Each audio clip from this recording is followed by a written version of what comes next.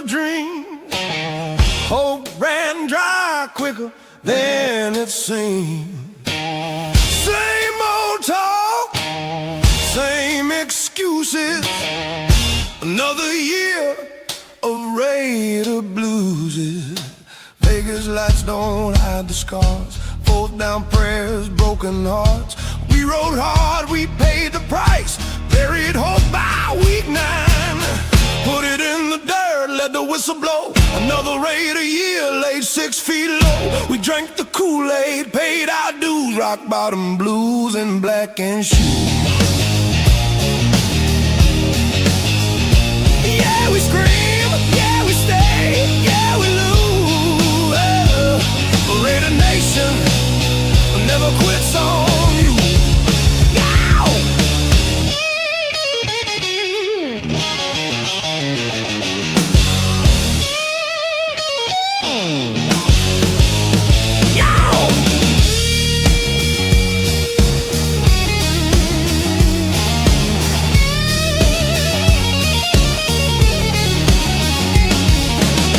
Draft day hype, gone too fast.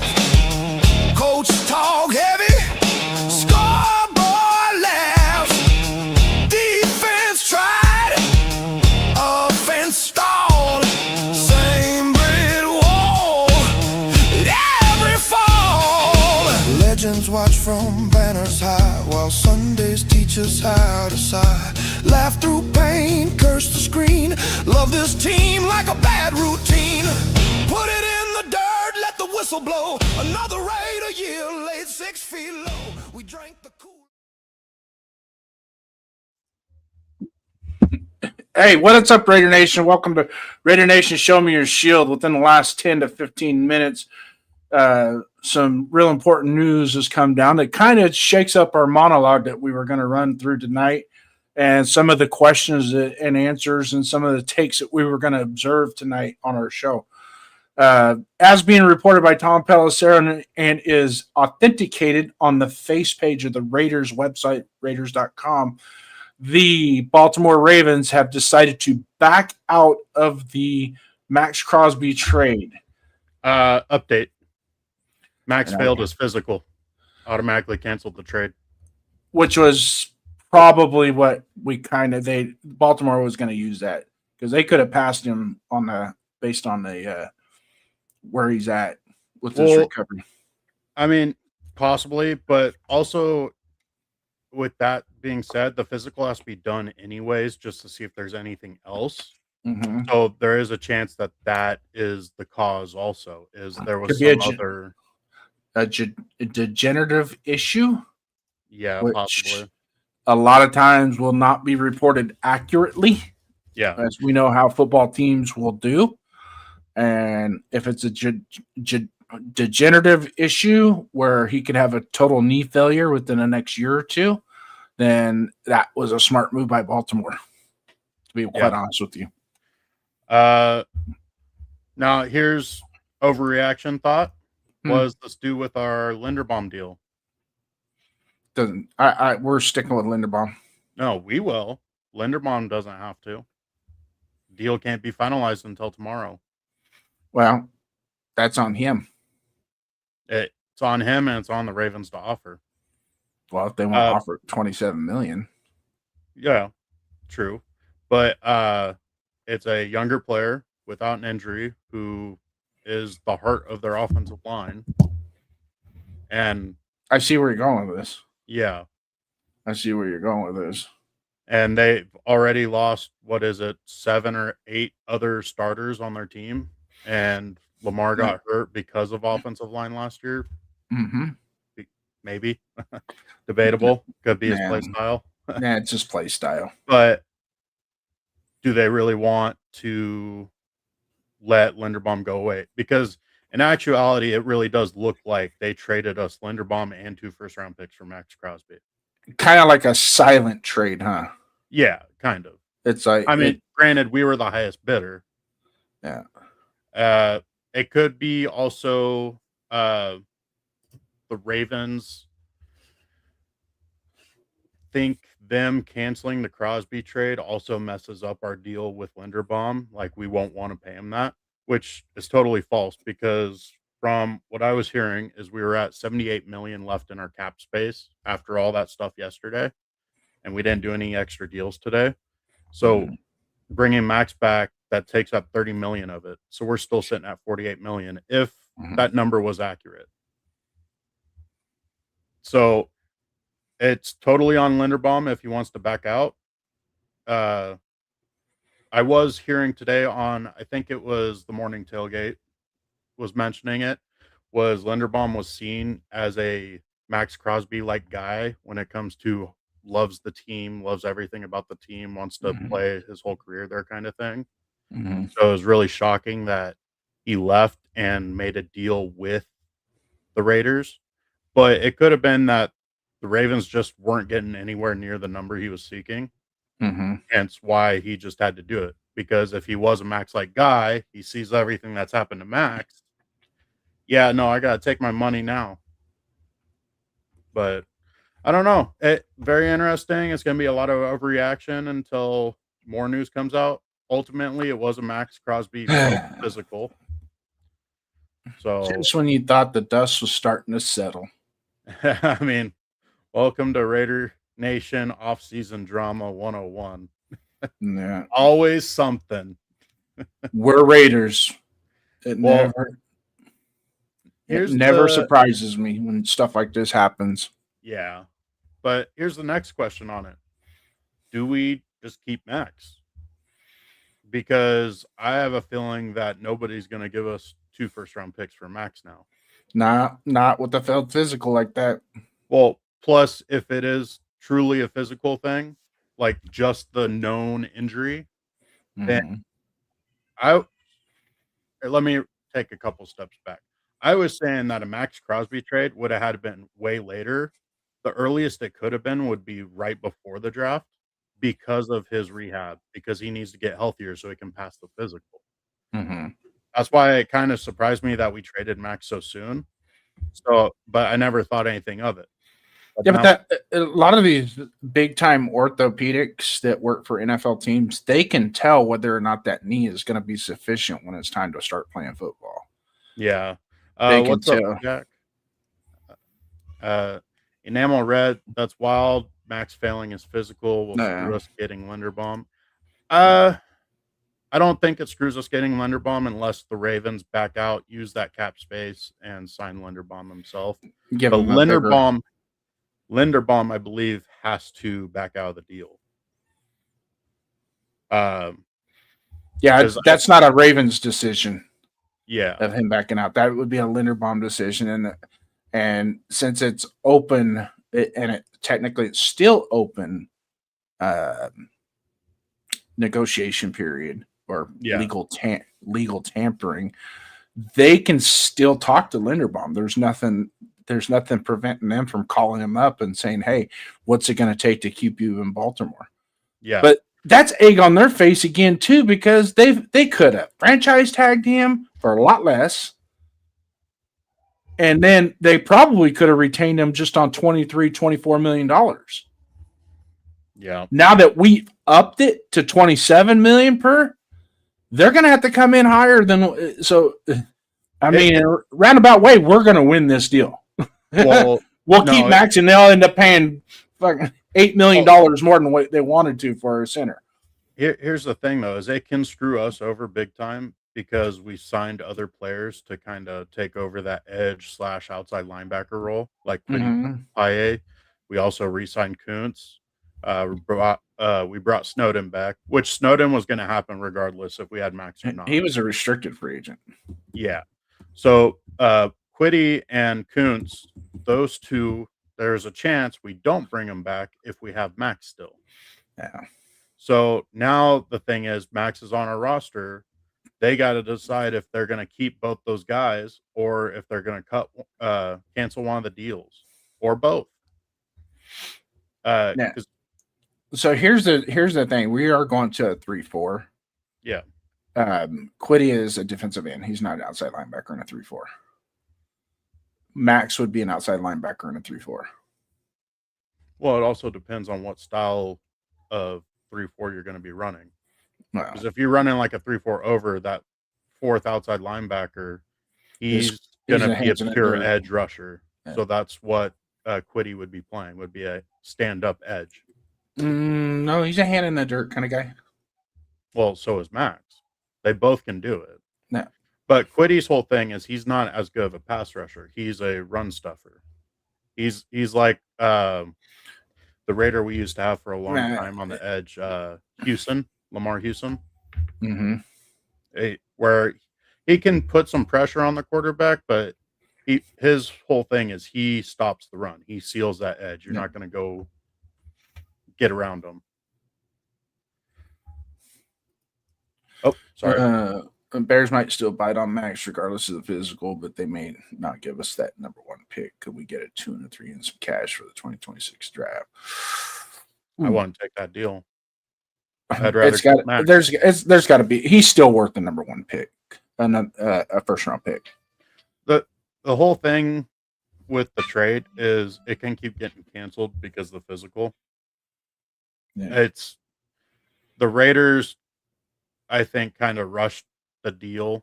Like they should have waited because that makes it safer for the Raiders to get rid of them. Now we're in this whole hiatus. What do we need to do?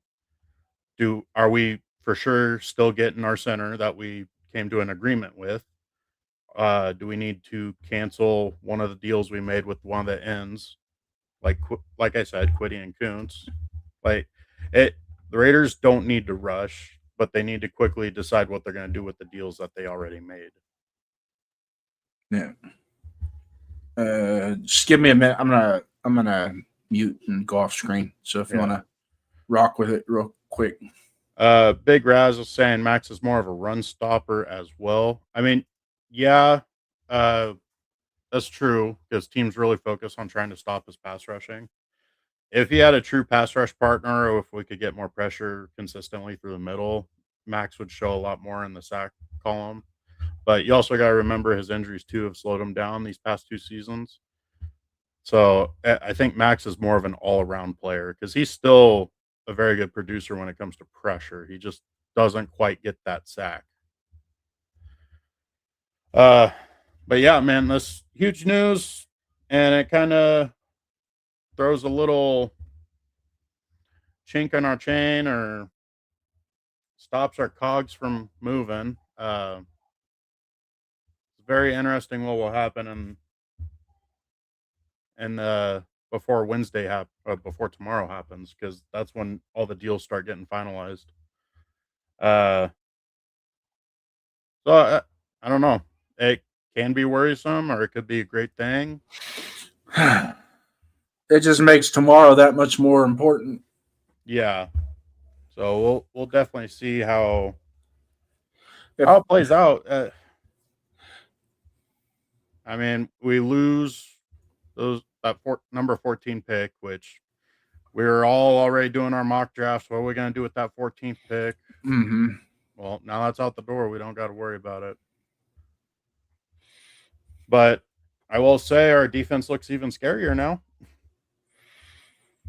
Yeah, I would say it's still improved quite a bit. Yeah. I mean, with Max Crosby, this is easily the best looking defense we've had in a few years. We really need to shore up that secondary. We need to get 2 more cornerbacks, hopefully 1 free agent and 1 rookie. But with getting Max back on the roster, that kind of cuts into who we can bring in. Yeah. But anyways, let's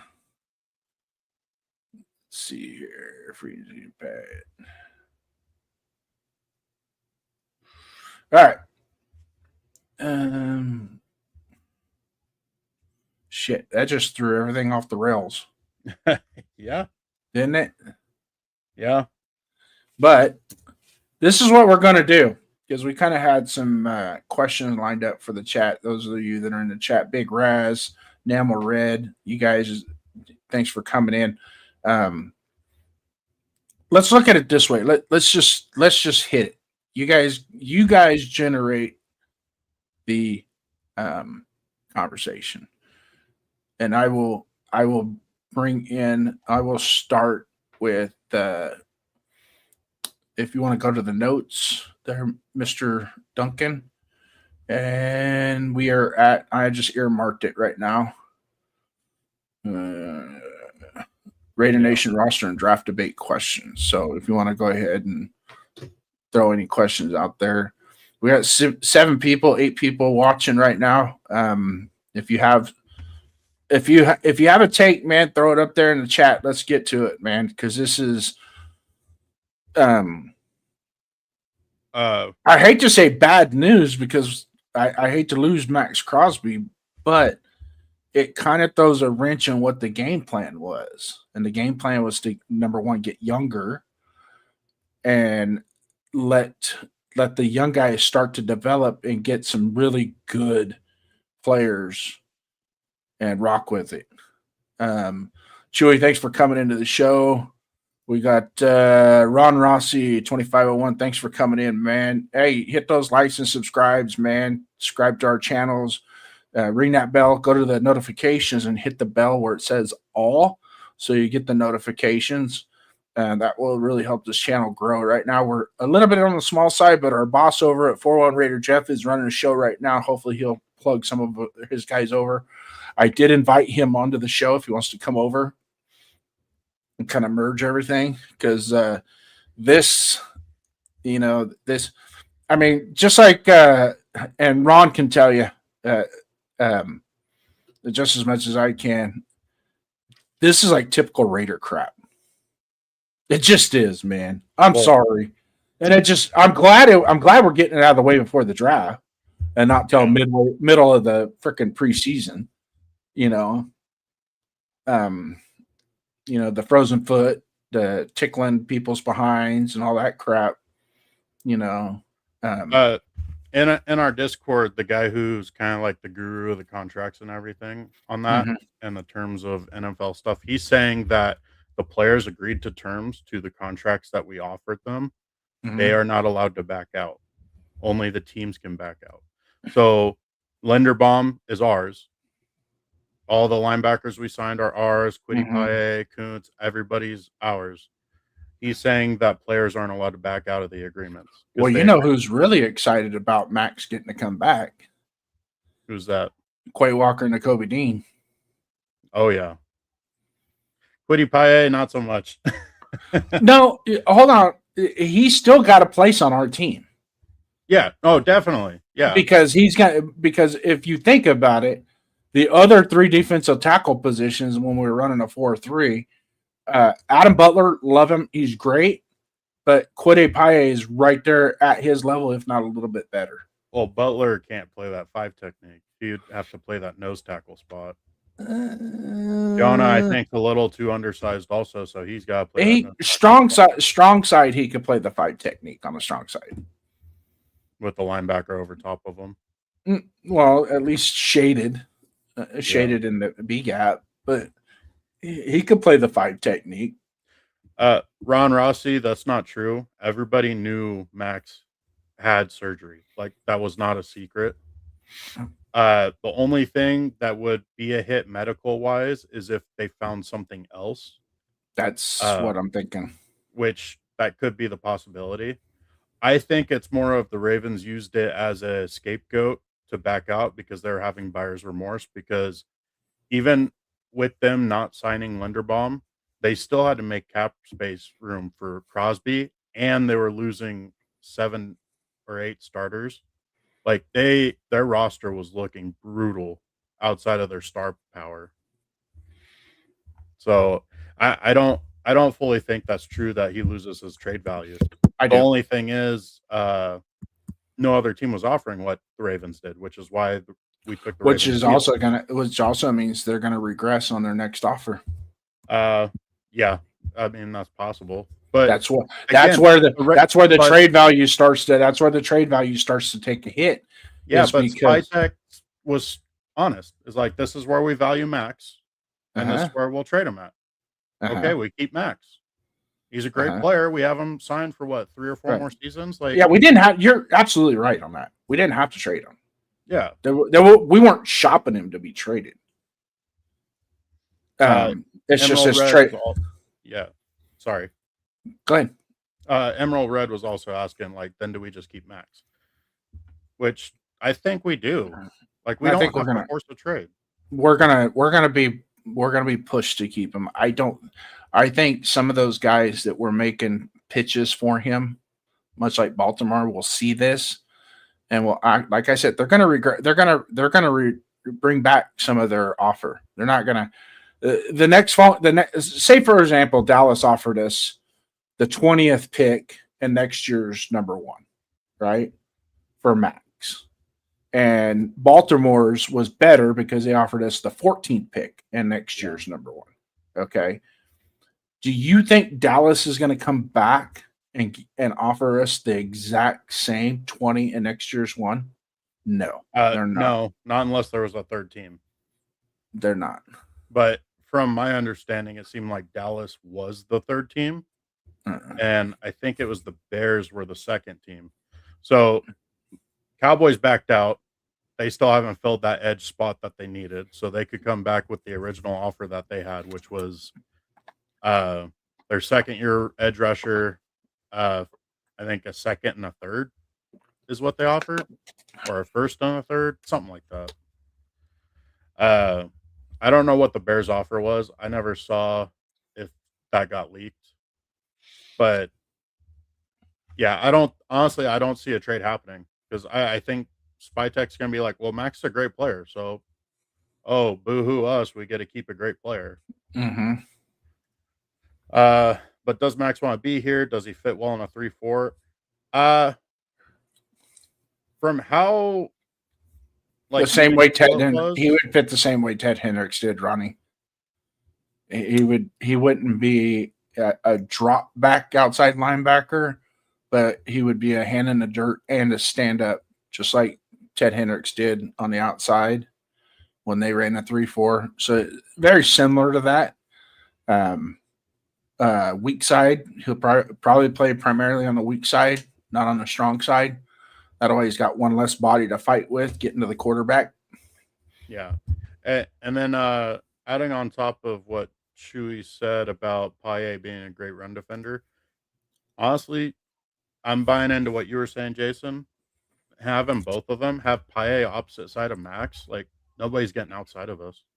Yeah, you got Paye, Butler as your defensive tackles. We go get a big old run stuffing nose tackle in the draft. There's going to be plenty of them, all the way to Chris McClellan in the 4th round. He's projected in the 4th round. You know, yeah, and then so there's geez, I was gonna say Cleveland Farrell, not Farrell. Our 1st round draft pick a few years ago, Tyree Wilson. Mm-hmm. Have Tyree Wilson on the same side as Max as that D tackle and just let him pin his ears back, because now he doesn't have to worry about much.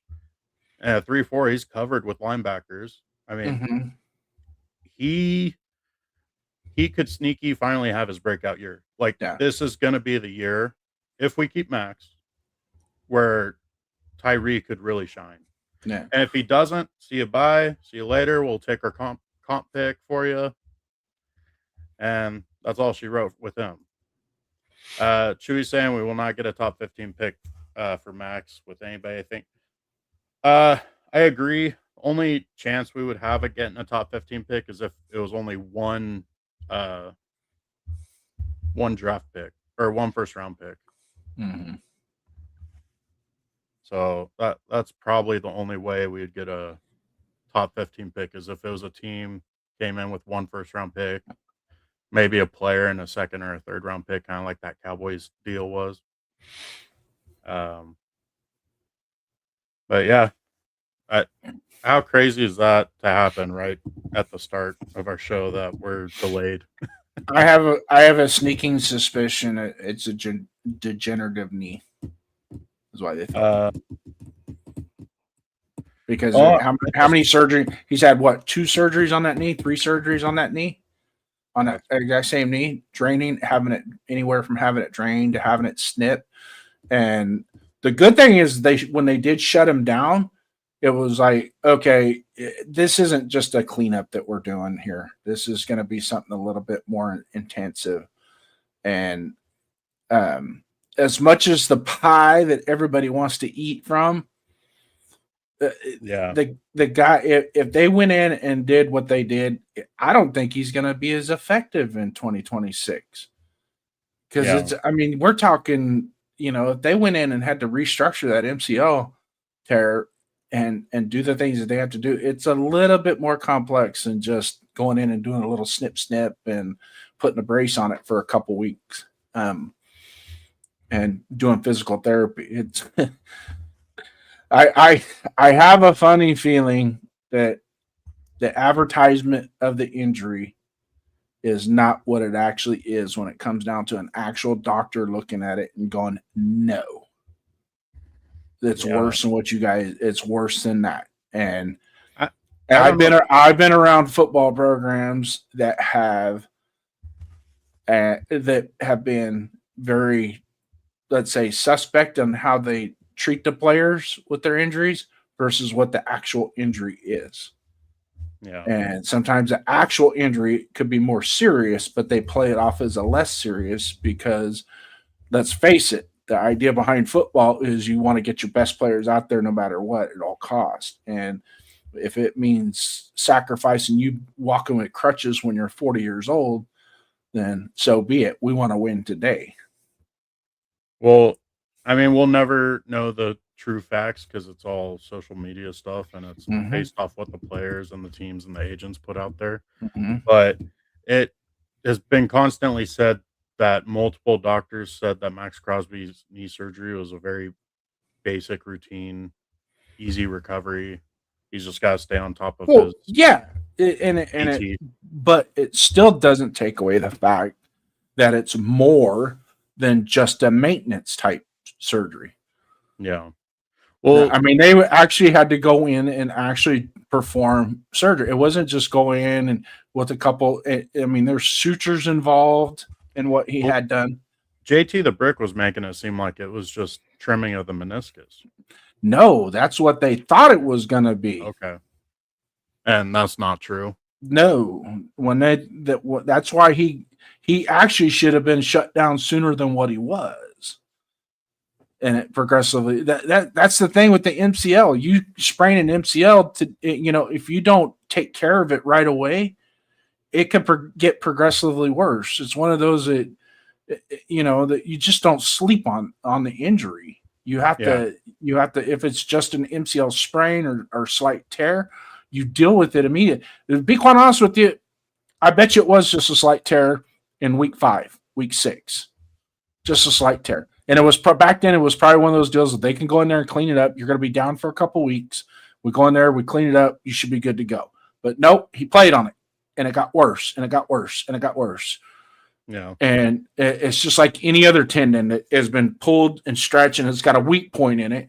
Over time, that weak point gets bigger and bigger and bigger. And now what? Now it's gotten too big. Now we got to go in and fix it the old-fashioned way. So you got to be leery. That sometimes, especially in the NFL, man, it's like that's why we have independent people up in the skybox now telling people they got to come off the field when they get their bell rung, because that's all they would throw them a couple of smelling salts, say, suck it up, get back out there, And I'm not knocking it. That's what a testosterone-driven sport is supposed to be like. That's what you sign up for, But at the same time, don't blow it off as it's just a slight sprain, or it's just there's inflammation for a reason, that your body telling you are hurt. You need to fix this.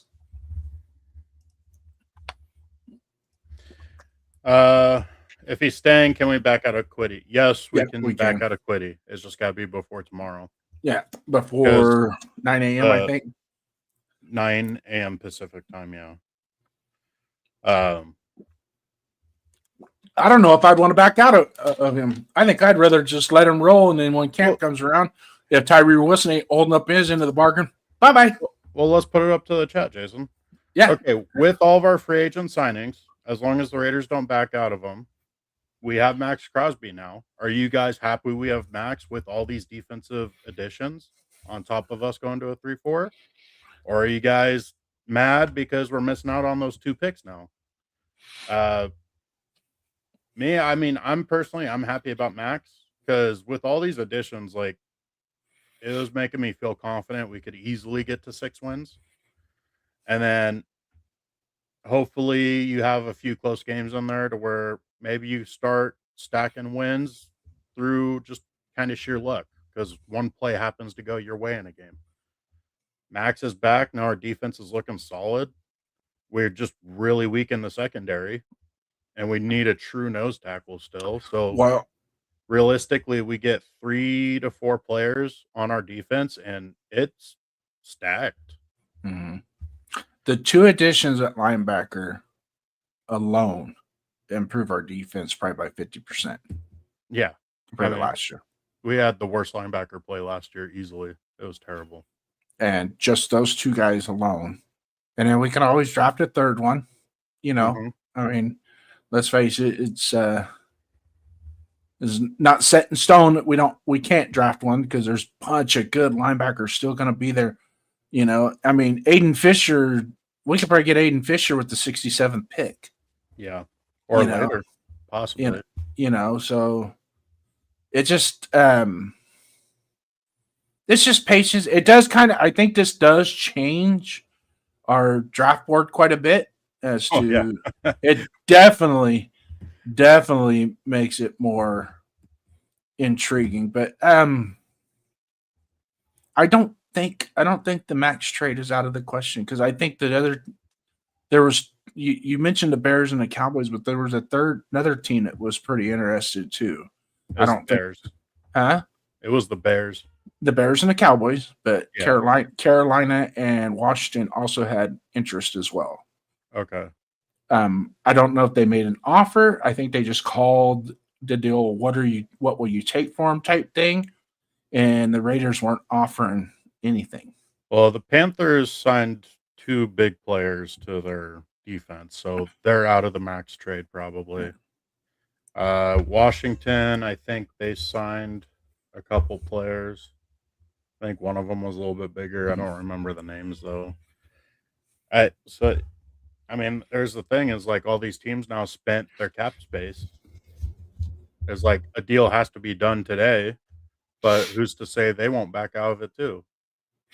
So it just becomes a whole cluster where we just got to sit and stick with Max.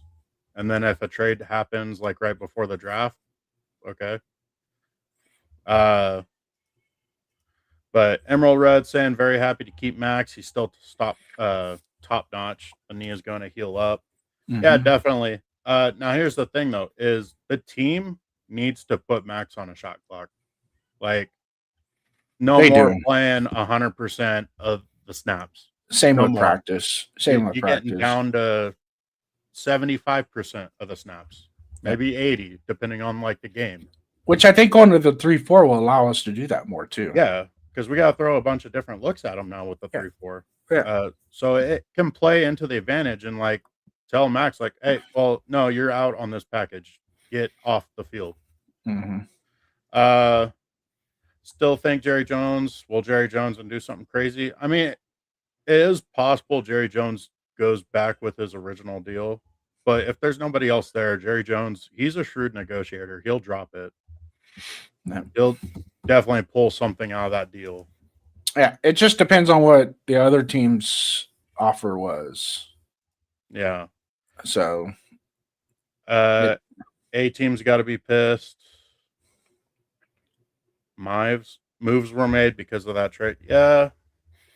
I don't know if the Raiders would be pissed just because they still have the cap space available to keep Max and do their full draft.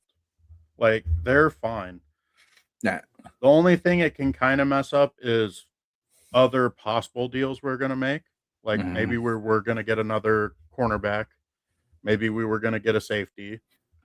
So, like, that maybe has an effect. Offensively, they might have been looking at a journeyman tackle just for competition, but I think I don't. I think it affects the Kuntz deal more. Uh, I really truly think I think the Raiders might have a little, because we have what, 5 years of Malcolm Kuntz and only 8 games of valuable tape on him. Yeah. Yeah, but here's the thing though, is now you can put Kuntz behind Max, and there's our chance to get Max off the field for 25% of the snaps. So you're looking at Kuntz being like a relief pitcher, because we signed Snowden too. Yeah, Kuntz and Snowden, like, they're gonna rotate around. You generally speaking, it's been Kuntz and Snowden rotating around opposite of Max. Yeah. And then Max plays everything he can, and then when he does come out, then Tyree steps into his spot. Mm-hmm. But in the 3-4 now, there's a bunch of different options we can do. We can do Snowden, who can be that stand-up edge rusher. We could put in Kuntz so he can be more of a cover the flats outside linebacker. Could move Tyree out there to do a strong over and have him rush on the outside. So, there's a bunch of different looks we can throw at them with the 3-4 where we can pull Crosby off the field so he's not getting all those snaps that he has been. Because he needs to be put on a pitch clock or pitch count, and Max will not do that himself. Yeah. But it'll be interesting to see what comes out. Definitely keep your phones on alert, because if it ends up showing that we don't sign somebody tomorrow, or even tonight it shows that we backed out of a deal, I think that more than likely shows we're definitely keeping Max. Even if anything doesn't happen, chances are we're keeping Max, because they stood firm on their original deal, which is how they got it up to 2 first-round picks, and I don't really see it getting back to that. No. It's just like buying a house. If you ever buy a house and you go to buy a house, and you're your real estate agent, you go to make an offer to purchase a home. Sometimes you got to go a little bit higher if you really, really, really want that house. And sometimes you get lucky and the guy that had the highest bid backed out. Yeah. So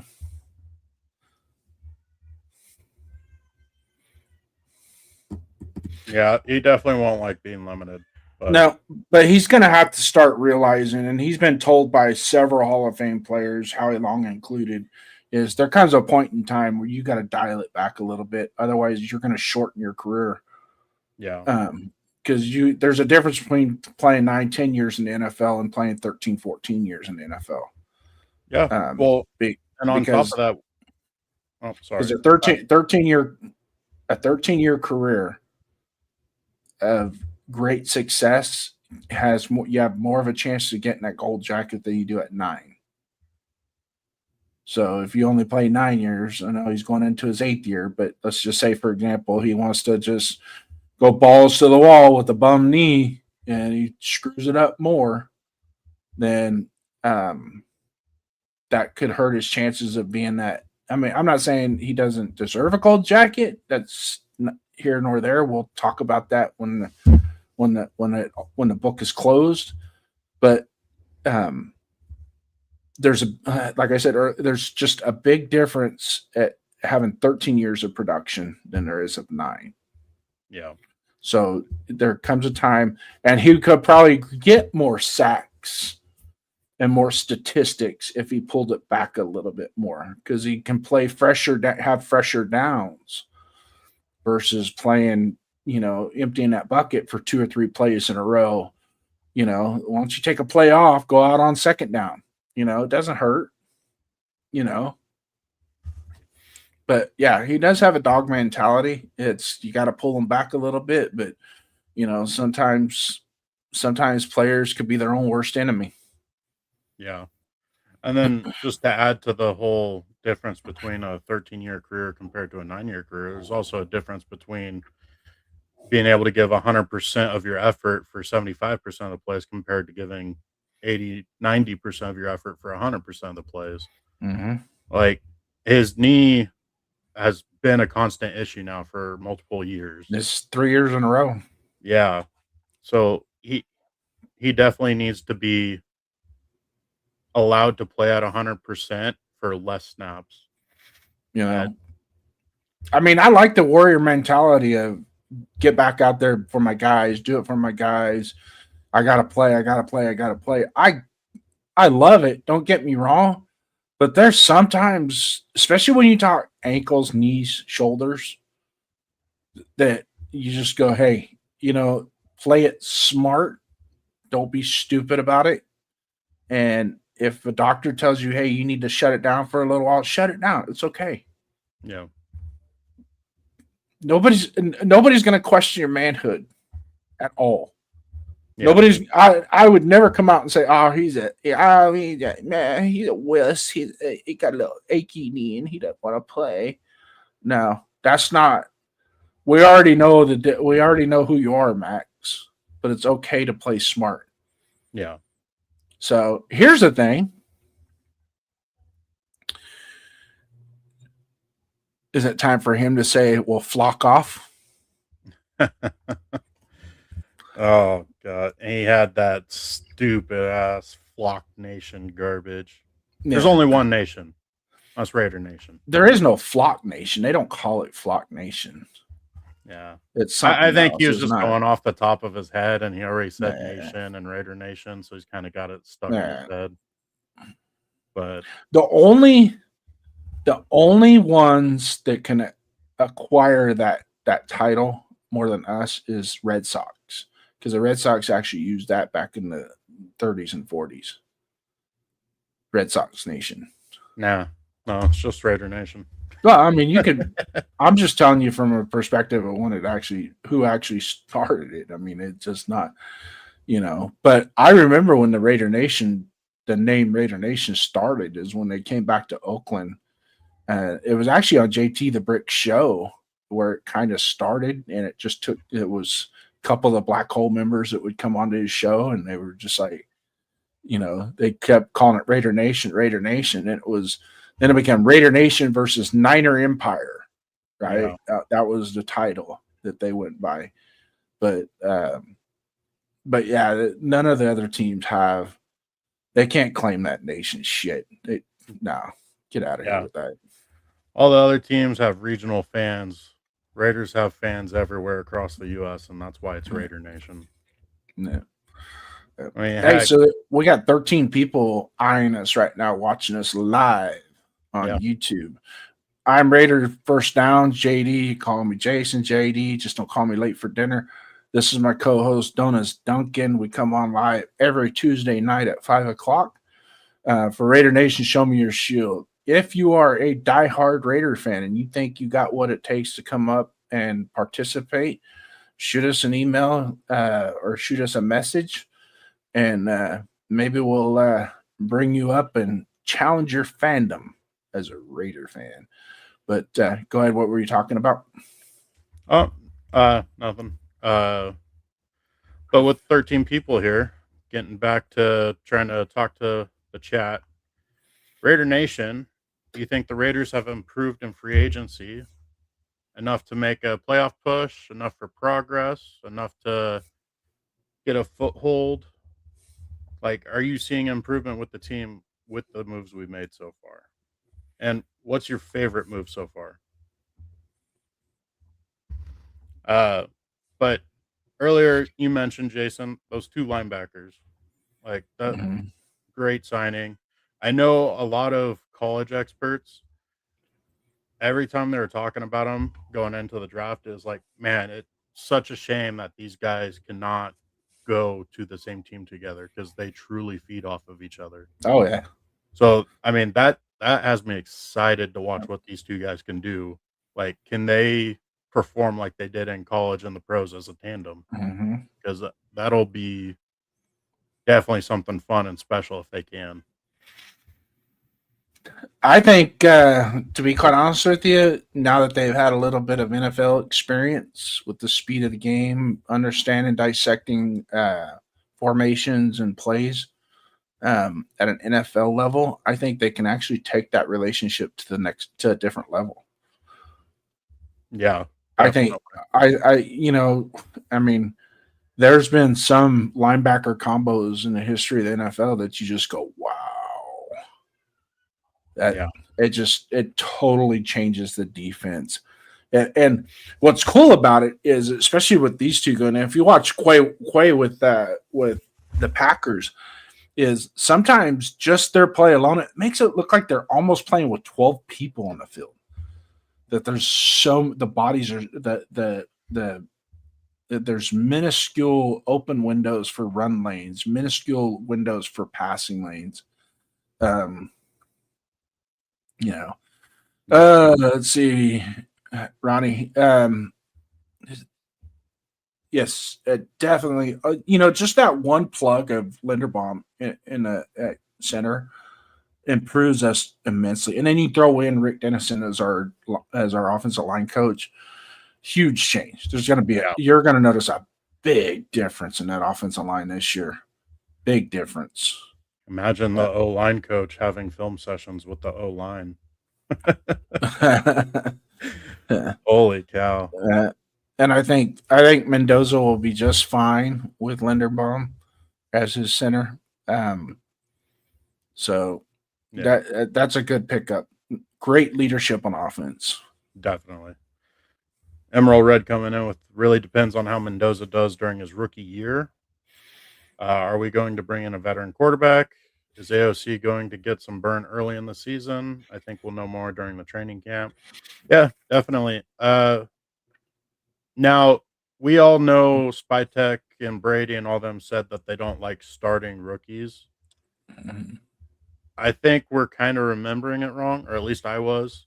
And then I heard somebody else say, no, that's not what they said. They said they don't want to start a rookie that's unprepared and doesn't have the support. Mm-hmm. So it's quite possible Mendoza starts day one because they're trying to build this roster so that way he can have success. Yeah. And Linderbaum's a huge part of that. JPJ knows he's a starting guard now, so he needs to just focus on that instead of splitting his time between starting guard, starting center, backup guard. Like, they did him a disservice last year. They should have told JPJ, no, you're playing guard this year. Focus your attention on that. And it probably would have worked out better for him, other than the injuries. But yeah, no, I definitely think they're looking at Mendoza being the starter day one because they think he's ready, and they're doing their best to make sure the roster's ready for him. That all has to come together. Yeah. But it doesn't hurt to sit him 3 or 4 games. It just depends. Well, it's just like you said, it with the roster. And if we go into the season, we'll know more once preseason rolls around and we get through preseason. Kubiak will have a better understanding as to I think he's smart enough to know not to put Mendoza out there if he's not ready. But only time will tell, and it just depends on how he develops during the preseason. Because one, he's going to have to command an NFL helmet, which at Indiana he did. Yeah. So I don't see a problem in that. Okay, so so he's going to have a steeper. His pre-snap preparation is going to be a little bit more refined. And his post snap is going to be a little bit more refined. And there's, a lot of the things that, since we're on the Mendoza train, and because I know some people want to disconnect that train and let it crash, I don't. Some of the things that have been brought up on other channels and through other topics and whatnot have identified a lot of faults in Mendoza. And just those faults alone pull him out of that number one value, that pick at number one. And I get it. I totally understand. If this draft was rich with a lot of skill players at the top of the board, but it's not.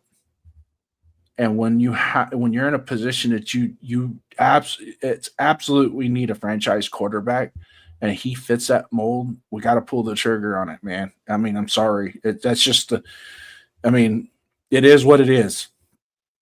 And even those that have done evaluations on him on YouTube with, on their podcast and have presented evaluations, I respect those, but I also respect the fact that what you've identified is extremely correctable.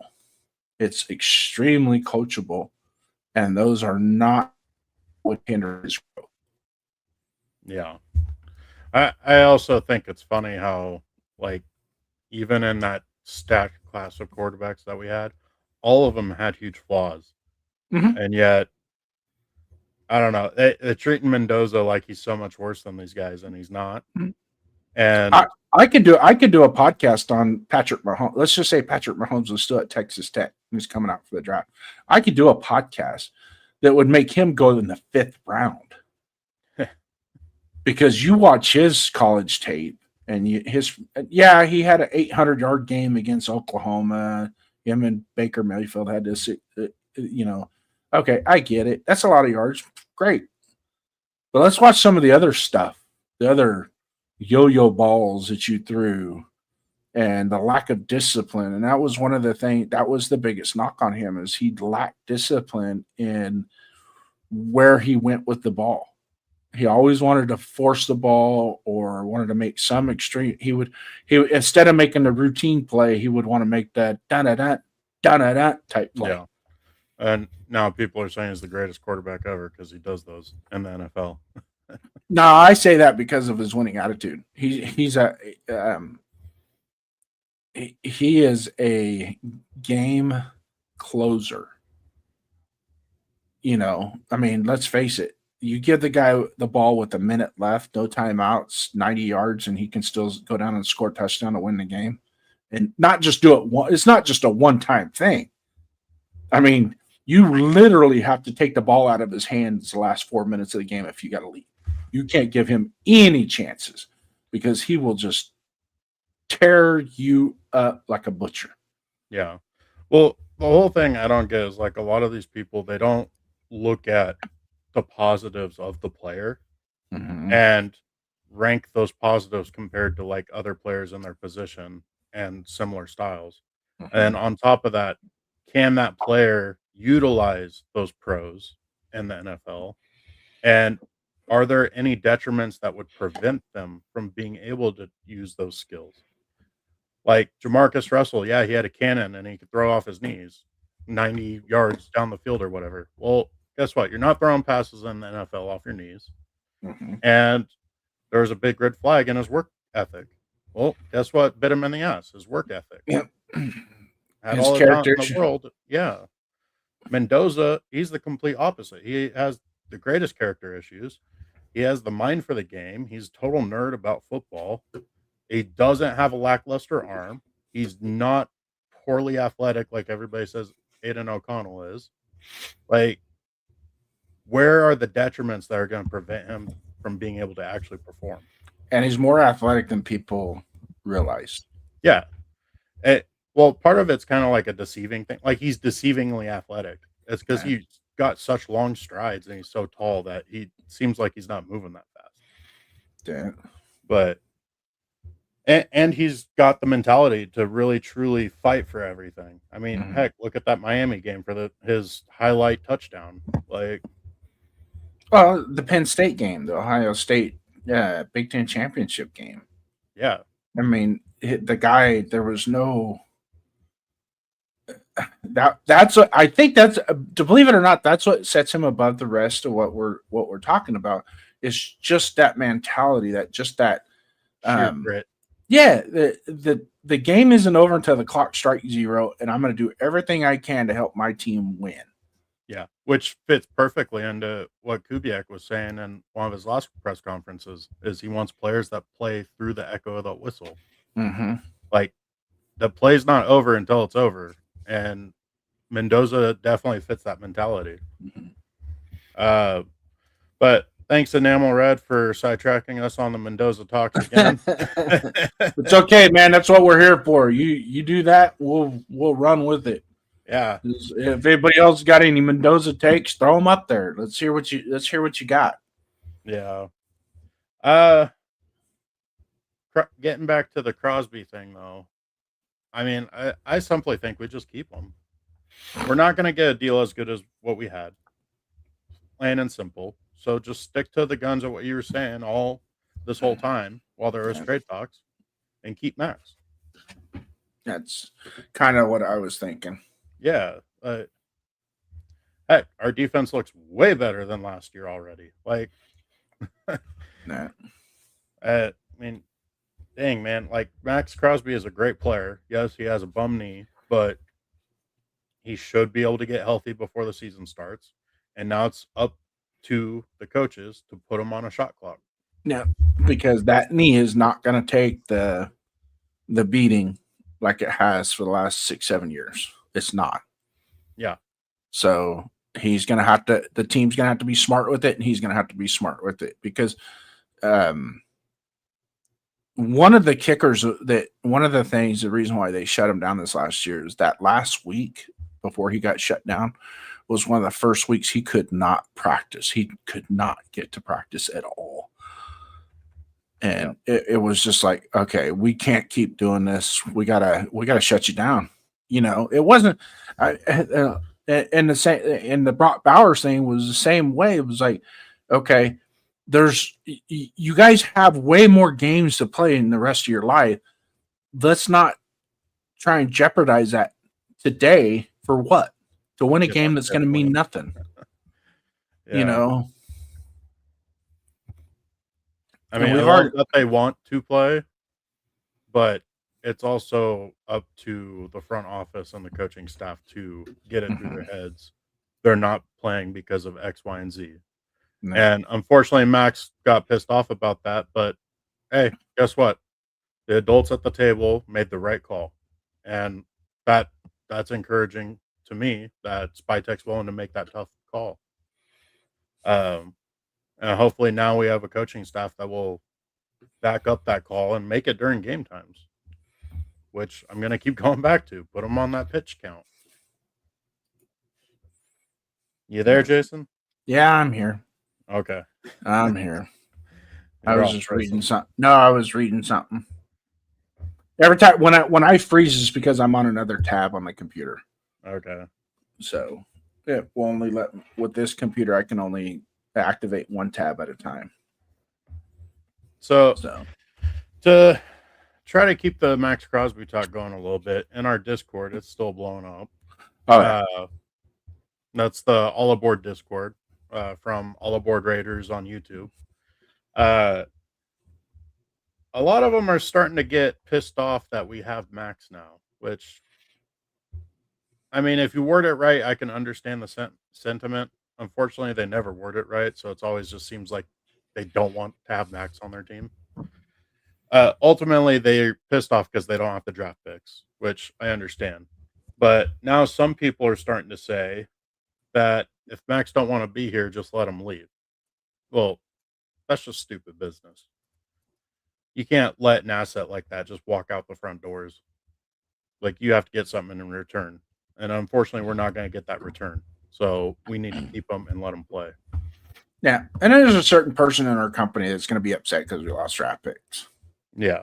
Which I understand being upset about the draft picks and the whole emotional roller coaster of Max going to a different team after he's played so well for us for so many years and was the face of the franchise, and he was a true Raider. Like, he embodied that old school Raider. Like, I get all that stuff, but I just don't see how you can word it as you're mad to have Max on your team. It's just got to be about the draft picks, and I can understand that part. What's the cap hit with Max staying? So his original contract resumes with us. So I believe it's a $30 million cap hit to our cap space this year. Yeah. And if the information is correct, we were at 78 million. So now that puts us at 48 million. And originally with the number 14 pick, they were saying that we'd need about $25 million for our draft class. That's probably going to go down quite a bit, 20 on the high end, but it's probably going to go down more to like 18 million. So realistically, we're looking at about 30 million left to spend for this year. And I think we still have to spend, what is it, like now 15 million more to be safe from being penalized from the NFLPA. Yeah, but that's not going to be hard to do. We No. can pick up 3 or 4. We could pick up 3 or 4 bodies. It will be that could be productive players. And to the help draft class is going to cover most of that. So No. we're not too far from that. So we'll be okay. No. And then even with the max thing, like we're going to have so much more money next off season too. So we're sitting pretty with or without max on the roster On the free agent side. But like I said too, is when we do, if you take into consideration, you see how we built all these contracts in 3-year contracts, correct? That allows SpyTech to start to build the roster with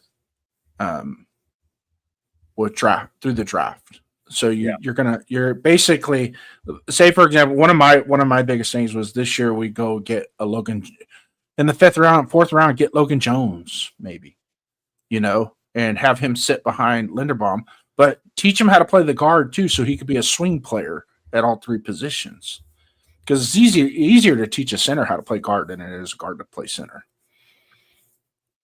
Linderbaum to learn guard? No, Logan Jones. Oh, I'm sorry. Yeah. No, Logan Jones would be a great pickup. So you go get something like that. You're not drafting the guy to come in right away and be the savior. He's going to come in and sit behind JPJ and Linderbaum and learn as he goes, and then maybe get some run, as the season goes on. If somebody gets hurt, he can plug in, type thing. Yeah. Be that swing interior lineman. That's just one example. Another example would be, at the linebacker position, we got Quay Walker and Nakobe Dean, right? Get a Jake Rodriguez. Yeah. We can get a Jake Rodriguez. Oh, Rodriguez would be so awesome. And Jake Rodriguez doesn't have to go out there right away and be the savior of this franchise at middle linebacker. He could develop, Plus, there's room for him to play with these 2 guys because neither Dean or Walker are known to be great in the pass game, and Rodriguez is a ball hawk. So that's he's he could be your 3rd down specialist at middle linebacker. Yeah, that would be awesome. And then work in Eichenberg also because he's shown some promise. Yeah, he wasn't bad. And a 3-4. Do you think he can make the move to outside linebacker? Or is he lacking in? No, he's a Sam or a Mike. Okay. Well, I mean, does that also show what they think of Eichenberg by signing both Dean and Walker? I don't think we have enough on Eichenberg. And not only that, he's been predominantly a special teams warrior. He hasn't really shined per se as a positional player.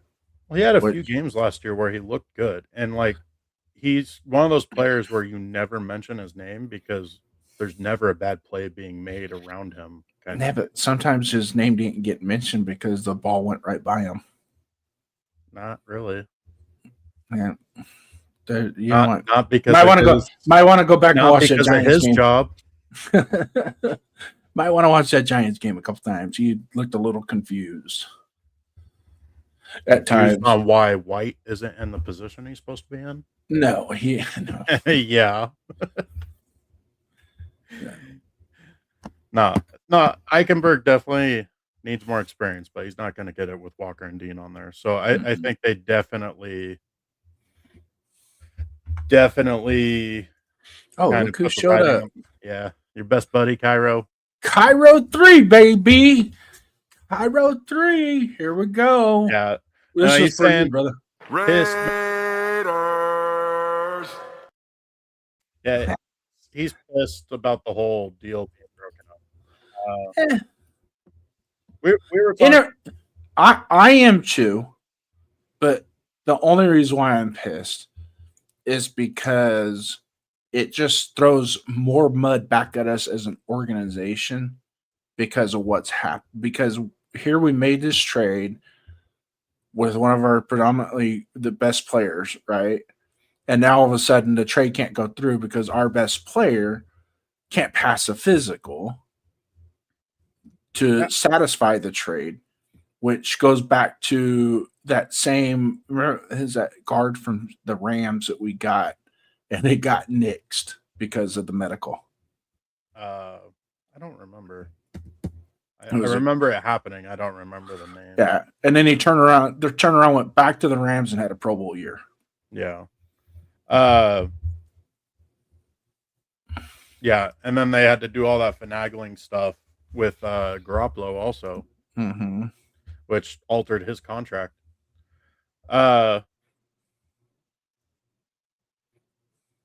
We'll keep our free agents.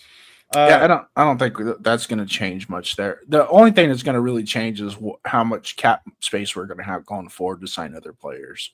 Yeah, That's the only thing that's going to change, and it'll put a big dent. It's going to put a big dent in our shopping, most definitely. But I still, to this day, think what we've done so far, and then bringing Max back. Yeah, we lose that 14th pick, which I kind of was hoping we had as well, but in the long run, I still think Max is better than whoever we can get at number 14. yeah. So I agree. But the thing is, we'll never truly know if both those picks ended up being better than Max, like combined, or one of them, or each of them. Because, like, I mean, people will faintly kind of try to link the Ravens pick to like what the Raiders could have had, but there's no saying what the Raiders actually would have taken at those picks. well, it's like traded back or whatever. It's like Quay Walker was the draft pick that we gave the Packers for Devontae Adams. Yeah. And now he's on our team. When we could have used a linebacker then too. That Freaking Quay Walker with Spillane would have been nice. would have been good. That would have been good. But I think it's going to be better with Kobe Dean. Yeah. Kurt Morrison and the late, great Thomas Howard.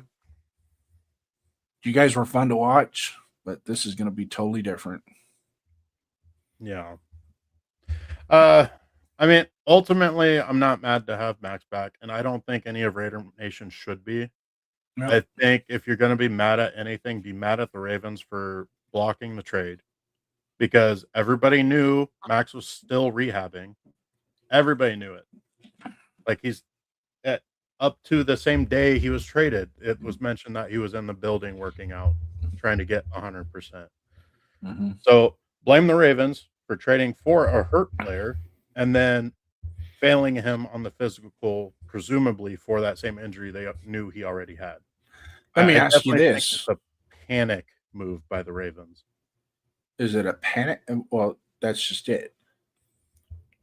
I truly think they had buyer's remorse, and they're just using the physical as an excuse to get out of that deal. Yeah, because of what's happened in the last couple of days with the rest of their free agents, and the last thing that the Ravens ever want to be known for, because if anything, the Ravens front office has always been the symbol of greatness in the NFL. They always have been, from Ozzie Newsome down. They've been always a model of how to carry yourself as a franchise when you're building rosters. And they've always had great rosters. They always have. well, And now with this and their free agency, slowly slipping ever since Ozzie Newsome left. Mm-hmm. And I think their current GM's starting to get on that hot seat. So we'll see what happens. I definitely think it's more of a panic move. I mean, I guess buyer's remorse does go play into a panic It's the move. same. It's about the same. Instead of saying panic, I think it's just like I think they've thought about it for the last couple days, and then seeing what the outcome of free agency has been, that it's like, we have to, and really they're shooting themselves in the foot by taking Max Crosby, because with the people that are exiting, and their defense wasn't much better than our defense to begin with last year, and they have one of the best safeties in Hamilton, But having said that, I'm sure they got to the point where it's like, well, how are we going to build through the draft if we do this? Yeah. And it's not 100% that I'm telling you right now, it's not 100%. I don't think Max Crosby is going to be the same Max Crosby this next year. I really don't. I think that just my opinion, based on how it came about when it went from a maintenance surgery to an actual repair surgery, that there's more to that injury than what people think. And if it's degenerative, as in the knee is going to start to deteriorate over time and faster than what you want it to, how much time does he really have left as an NFL player? Well, going back to what you're saying at the start of that sentence was, in my opinion, though, I don't think it should be asked of Max to be that same player. Like we've been constantly saying throughout this thing, is he needs to be put on a pitch count. That should have been done 3 years ago. Yeah, and that's the whole reason his knee is like that. And if it continues to be forced upon him or asked of him or allowed of him to do 100% snap count games, or even like 95 or 90, like, okay, you're just asking for him to get worn down and hurt by the end of the season. It's going to happen again, hands down, flat out. Like, it will happen. It is up to the team, whether it would have been the Ravens or now us, like, need to put him on that pitch count. Cairo is saying the GMs around the league are saying reportedly it's BS on the Ravens' part. Yeah, I agree. Yeah. Only way it's not BS on the Ravens' part is if the physical showed something else besides the injury that they already knew of. That's the only way. But it's definitely a buyer's remorse thing, because they're missing 7 or 8 starters, and they just put a bunch of cap space into Max, and they're unable to come to a new deal with Lamar Jackson to free up some cap space. And they're not going to be able to fill up those positions with anything except for rookies and guys that are backups in the NFL. I wouldn't be surprised if this time next year they're shopping Lamar Jackson. Yeah, I could definitely see that. I mean, like literally looking to shop him and willing to take whatever best offer is. And to be quite honest, I wouldn't give more than a 3rd round pick for him. Well, with that contract, no, just the overall. I mean, come on, you've read the reports of him not wanting to practice in the morning, so they all had to change the practice schedule to accommodate him because of what he was doing. No, that's not how this shit works, dude. No. You show up for work when we tell you to show up for work, and if you don't show up for work, we're going to fine you. Well, plus to add on to it, like, I remember when he first got that big contract, like, it was very split between fans saying he was deserving of it or not. And I was definitely on the side of he did not deserve that big of a contract. The fans that were saying that were probably also the fans that were voting for him for MVP of the league as well. That were saying he wasn't deserving of it? No. Yeah, the ones that are saying he didn't deserve that contract were also probably the same ones that MVP, he's MVP. And then they give him the contract. It's like, I can safely say I was not saying that. You're not a Ravens fan. No, I straight up said I was saying that he wasn't deserving of that contract. And then you said the fans that were saying that. I mean, I am a football fan. The Ravens fans Okay, and Ravens fans, yeah, we're probably and other chanting football fans. MVP. Yes. Yeah, they're the ones that were chanting MVP, and then when he got the contract, they were like, he's going to hurt our team by getting that contract." And well, you give a guy a couple of MVPs, shit, he's going to get paid. Yeah. Well, kick the can down the road to 2026, and look, Lamar Jackson's hurting your team now. Mm-hmm. You can't sign any other good talent. You just tried to get Max, and then now you have buyer's remorse because you lost your first round picks to help fill in those starting roles that you're missing. Mm-hmm. Lost your great center, and yeah, no, it's definitely 100% a buyer's remorse thing, unless something else popped up on the physical, which I'm kind of in doubt of. I mean, like, even if it was a degenerative thing, that still falls in line with that knee injury, so it's still the same injury. But if it's degenerative and he comes back to us, that's something we got to be cognizant of. Yeah. So, I mean, it's just that plain and simple. It's like, okay, well, the knee injury is worse than what we were thinking. Well, no, it is worse than what you were thinking. And truth be told, that if he has if truth be told, if it is a degenerative knee issue, then the Raiders need to take that into consideration as to how they use him next year. Full stop. That's it's simple as that. And you're just going to have to look the man in the face and say, you are not going to be doing this 100 snaps a game bull crap. That's not happening no more. No. You're going to be a specialty. You're going to be a leader of the team, a leader of men, and that's it. And what I want to hear from Matt's going forward is, I'm going to do what it takes for my team to win. That's all I want to hear. And then do it. That's all he's going to say. Because he just wants to win. He wants to do best for his team. Yeah, but then he loves the Raiders, so he's okay with playing with the Raiders. He also brags about his TFLs and stuff like that on his podcast. And sometimes it's like, well, what about Adam Butler? Oh, he's cool. He's one of my guys. Well, there's other guys on the team, kind of, lift your team up a little bit more is what I'm saying. Yeah. As a leader. And I'm sorry, but does he have leadership qualities? Yeah. But I think we've seen what his leadership has gotten us for the last 3 seasons. So maybe it's time for somebody else to take over the leadership role on defense.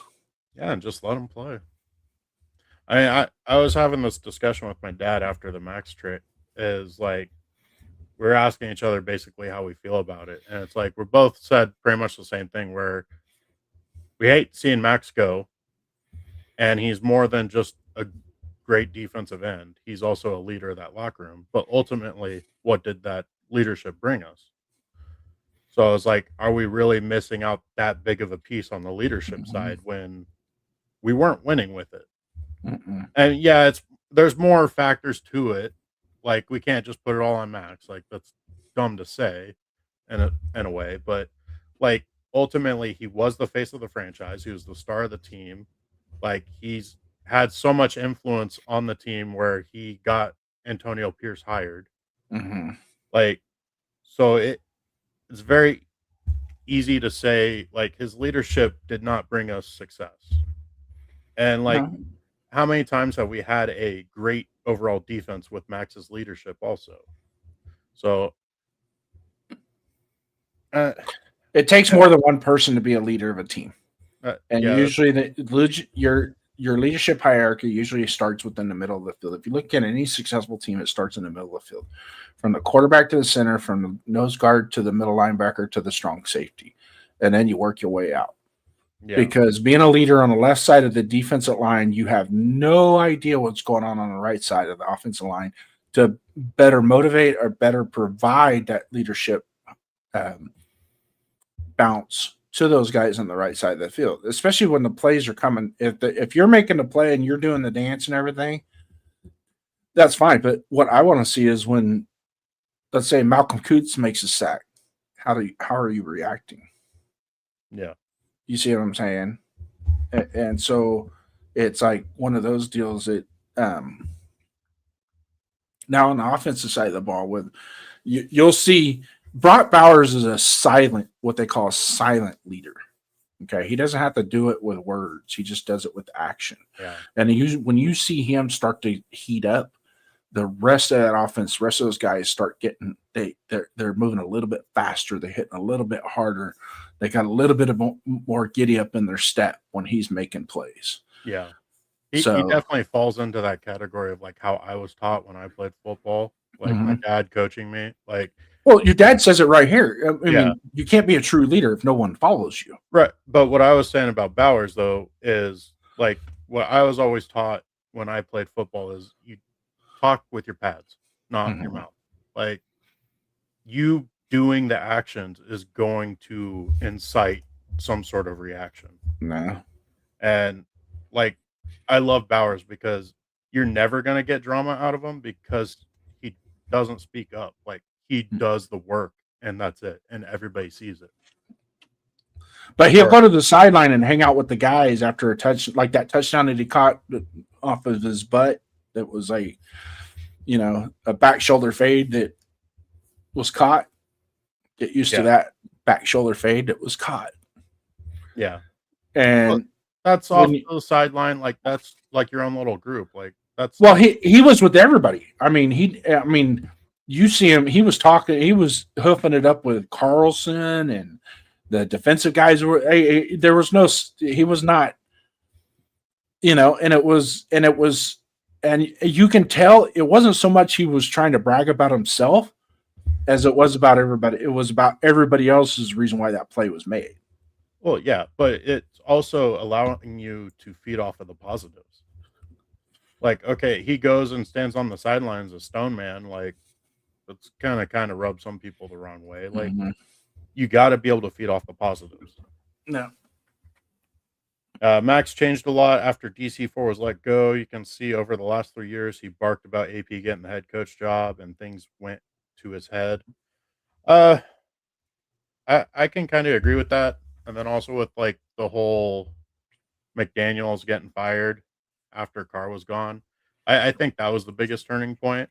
So Carr gets gone, and then McDaniel's brings in Garoppolo, and none of their plans work. Their offense is absolutely terrible, and they have that big meeting, and Max was a huge factor of it, and so is AP. And I think that's kind of where the power, if it did get to his head, that's where it would have gotten to Max's head. And then goes and uses his relationship with Mark Davis to push for AP to get hired. But to be fair, the majority of us fans were saying that AP deserved that shot at head coach because of how much better that second half of that season was after AP took over. Because we were all feeding off that emotion. Well, it's that and what we did with Bisaccia, where we let Bisaccia, because Bisaccia came in and was able to right the ship over that dramatic early season debacle that the NFL pushed onto us with John Gruden, and he was able to go 7-5 and get us in the playoffs and coach us into the playoffs. And I think that had a lot to do with, hey, we can't get, and I somewhat agree. It's like let's just retain the coaches that we do have and try again, and pound the table. I totally get that. As a player, that's what you want. And I Yeah. get that. But a player shouldn't be going straight to the owner Yeah. ever. And I think that's also something that kind of was a big negative in the stuff that happened with him getting benched for the rest of the season. As he no longer could go straight to Mark Davis. He had to go through Spytek, and Spytek's a big boy and put him in his place. Yeah. And I don't think Max liked that. Like somebody told him no, and he was getting his way for a while now. Yeah. So it definitely could be Max thinking he's mightier than thou thing, like letting the power get to his head. But I mean, hey, Max is a great player. He's on our team again. Mm-hmm. Not upset with having great players on our roster. Yeah, it sucks we don't got those picks, but hey, we're the Raiders, and we always got that drama, and we got to roll with those punches called drama. I'm just glad it happened now, not in training camp, Yeah.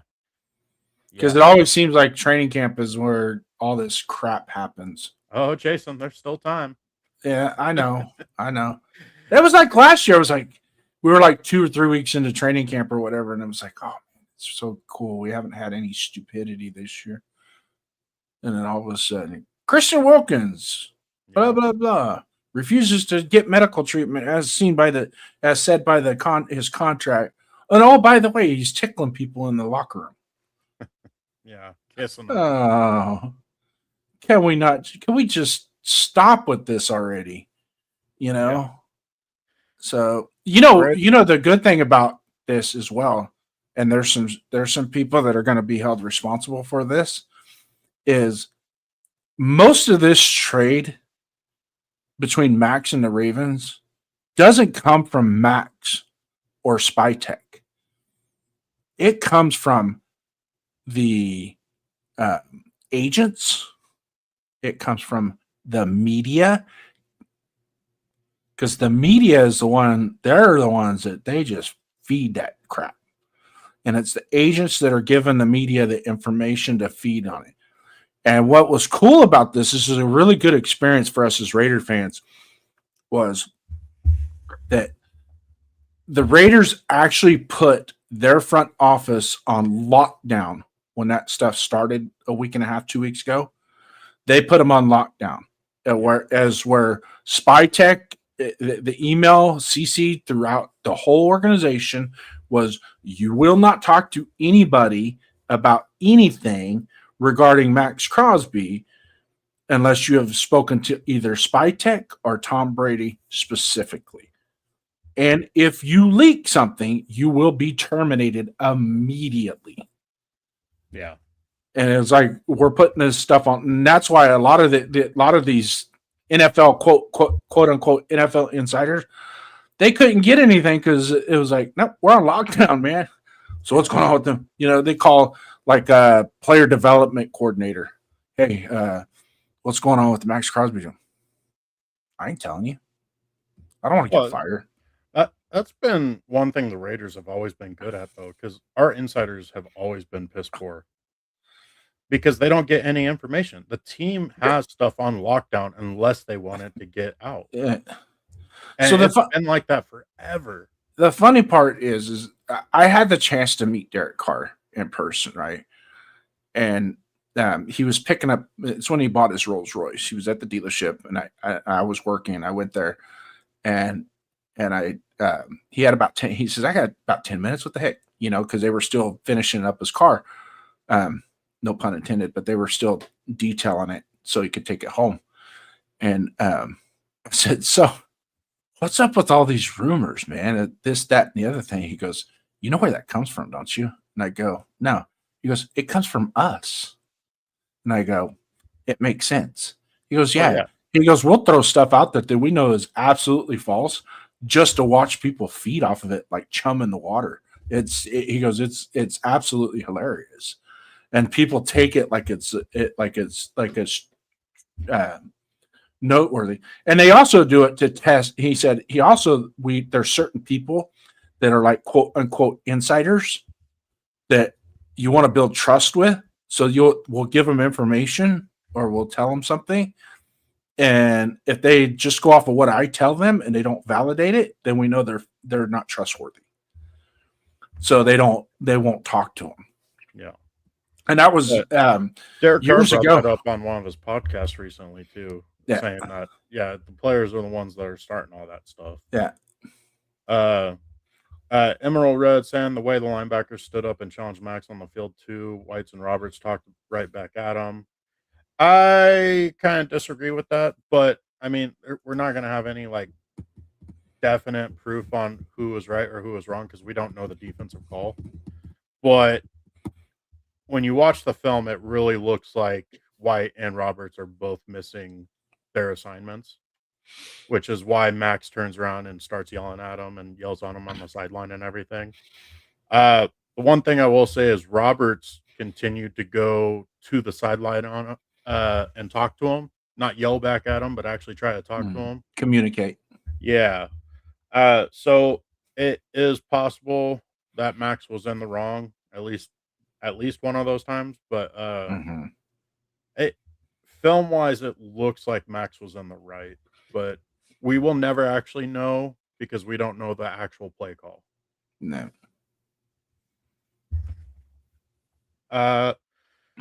Been at it for hour and a half. Yeah, I'm pretty much. I think we've kind of. Well, the Max stuff kind of threw us off. Yeah. But hey, we're the Raiders. There's always going to be drama, and we got to roll with those punches. Yeah, I'm trying to get fans to come on. Most of the people I talk to, they say maybe later. But these are some of the guys that I know personally that we grew up as Raider fans, and so we're going to try and get those people on here so we could discuss the fandom. So like if anybody in that's watching, if you're interested, just leave a comment in the section, and we can maybe get together and kind of show you and come up on stage, and we challenge you to your fandom, so to speak. It's nothing. If you've seen our previous episodes, it's a lot of fun. It really is, and it helps us build camaraderie throughout the Raider Nation. And I wish more channels did more of it versus trying to be the topic in disguise of who they are, and just be true. Just be true. Just like when we did Sacktown Mike. That's exactly the way it should be.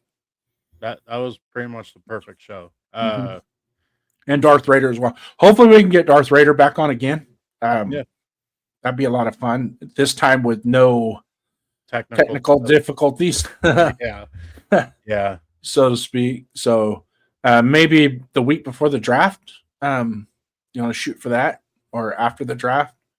Because I think he's going to the draft. And so that's something we could talk about as well. And then just go from there and see. Our channel is growing, but it's only growing a little bit. So for those of you guys that are out there that are watching, hit those likes, subscribes, the notifications, thumbs up, give us a thumbs up. And because YouTube does everything based off of algorithms. And the more of those that we get, if we get close to 100% on every show, then they start to push it out to other people that maybe aren't subscribed, and then they come on and they watch. So thanks for stopping by and chatting it up, and have a good night, and we'll see you in the Discord as well, Enamel. Yep. Thanks. But that about it, Jason? That's it. Cold open, counted out. Yeah, we heard the talk. Cold nights and long losses, still we walk. Scoreboard hurt, but the heart stayed real. Still wear the black, still flash the shield. From Oakland roots to Vegas dust, pain in the season, but we still trust. They say it's over, I say move on, but Raider pride don't ever gone. Show me your shield, hold it high, don't bend.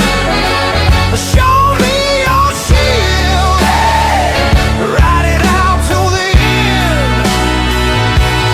Win or lose, yeah, we still reveal Raider Nation.